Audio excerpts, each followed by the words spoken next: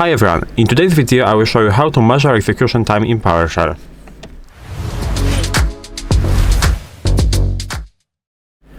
So, as I said, in this video I will show you how to measure execution time in PowerShell. I will show you two methods. The first one is a very common measure command from PowerShell. The second one is a .NET Stopwatch, which is better for example, measuring a script time execution. So we will write a simple script with it. And we can start. We can start with this basic measure command. So this is measure command. Comment like this. And now, in order to measure the time of something, we have to open the braces. And inside of the braces, we have to specify the command or a script that we want to measure time of. So in that case, I will use, for example, Get-ChildItem. This is very easy command. From, for example, my folder, with the recurse option. I can press enter, and as I said, this comment is this comment is very easy because in my folder I don't have a lot of files, so the total time is 1 millisecond. But I will show that this comment is actually working, so we will use sleep function. I will create the result variable, and I will do the measure command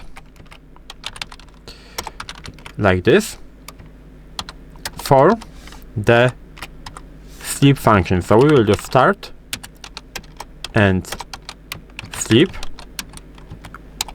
like this with the seconds of 2. And now, of course, we have to wait 2 seconds.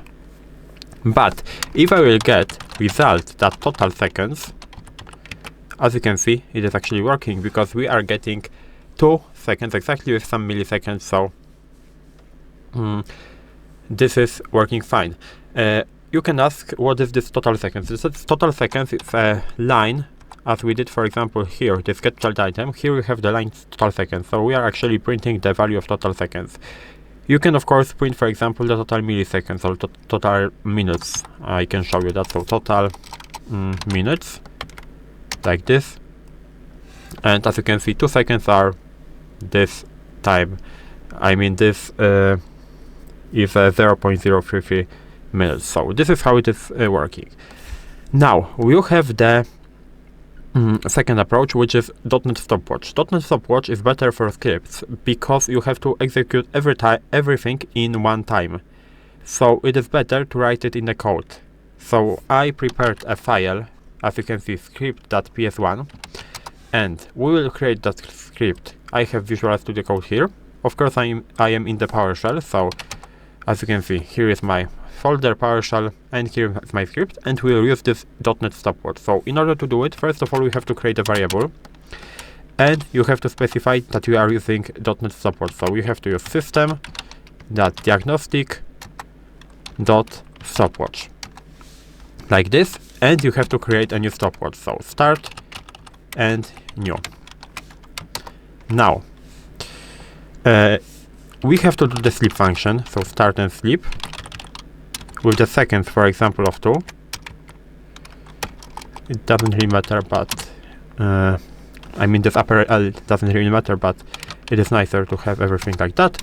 And we will do seconds too, not like this, but seconds and 2. And now we have to stop the stopwatch, so FW and stop. And then we have to print the result, which will be FW, and now the first one, which is elapsed, and now total seconds. Of course, you can use the different values, but I will use total seconds. So this is the script that we will be using. Now I can either open it here, so I will run it, script.ps1, and now we have to wait 2 seconds, and as you can see, we are getting the exact value of 2 seconds. I can open it here, or I can open it in the terminal. It doesn't really matter, so I can run it here. So it will be script.ps1, and here I am also getting 2 seconds. I am using Visual Studio Code because it is easier to write in the Visual Studio Code than in the Notepad, for example, or directly in the PowerShell. So this is how it works.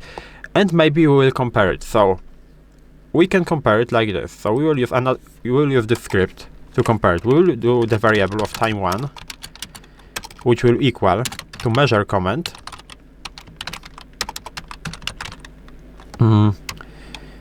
and we'll compare which is more accurate. So I will do the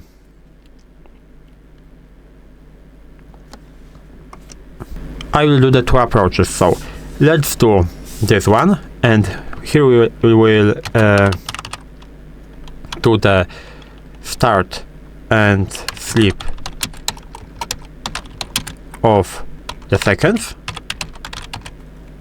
2, and as you can see here we had 0.025, and here we will have that total seconds like this, maybe not time 1 but just the time, so like this. So here we've had 2.0025 or 2.003, but now if I run it, we are getting 2.02. So as you can see, the .NET stopwatch is more accurate because you have here you have the 10 after the decimal places, and here we have 20 after the decimal places. I can run it again and you can test it.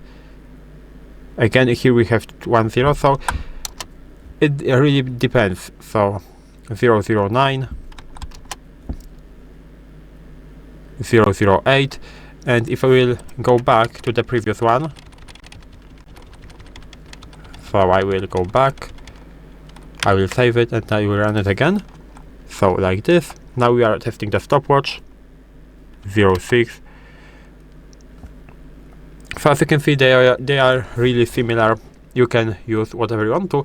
I recommend to use measure command for a simple commands that I used, for example, with the Get-ChildItem, and I recommend to use this stopwatch in a scripts, actually more complicated scripts, because it is pretty comfortable, because you can actually separate the part of the code that you want to measure time of. So you can do this stop, start, and in this part you can measure the time. So that's all in this video. This is how you can measure time execution in PowerShell. If you found this video helpful, please leave a like, subscribe to the channel, and I hope to see you in the next videos.